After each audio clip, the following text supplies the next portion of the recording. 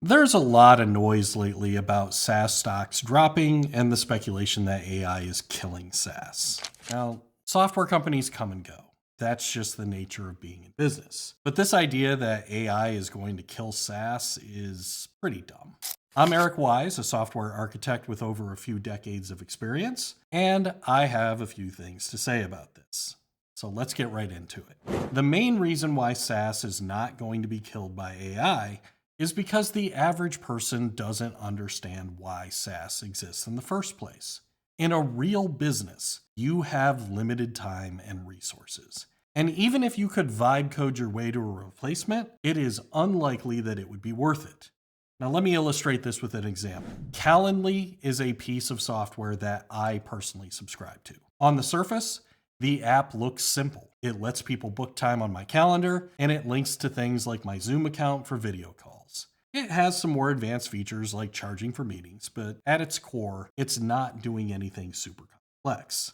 So could I, as a software architect, use my skills and Claude code to make a derivative of the application? Probably. And I'm honestly not sure how long it would take, but that's not really the issue here. There are two reasons why I would never even try. First, I have to think about the value of my time. Calendly costs me about $120 per year. Now, I'm not going to share my rate card, but that doesn't even cover an hour of my time.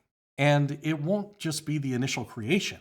I'm going to have to host it, I'm going to have to back it up, I'm going to have to monitor it, secure it, and keep it up to date. This is something that's true in the business of software as well. The initial creation of writing code is usually the smallest and cheapest part of the life cycle of a product. Now, second, let's assume that Calendly cost me enough that I think I could break even, or maybe even get a small return on my investment. In this case, it's likely that I still wouldn't do it. Now, why? Because the scheduling software I use isn't a core part of my business. It's not a competitive advantage or a differentiator. Any entrepreneur that would spend time, energy, and resources replacing something that doesn't drive a competitive advantage is wasting their time. And so, in most cases, the ROI just isn't going to be there. And frankly, none of the people making these claims ever point out that there is already free open source replacements for a lot of SaaS software. And they're free. Why haven't they driven the for-profit companies out of business yet? Well, it goes back to my second point. If you self-host, you're taking on all the risk.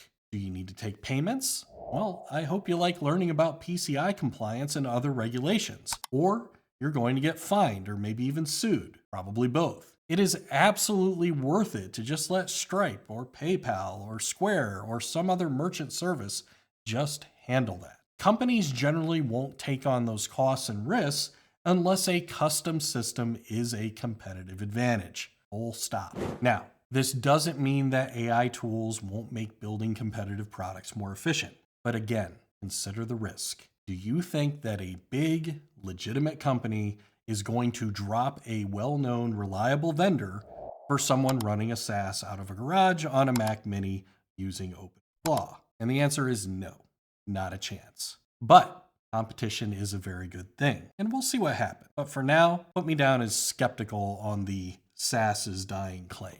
Happy coding.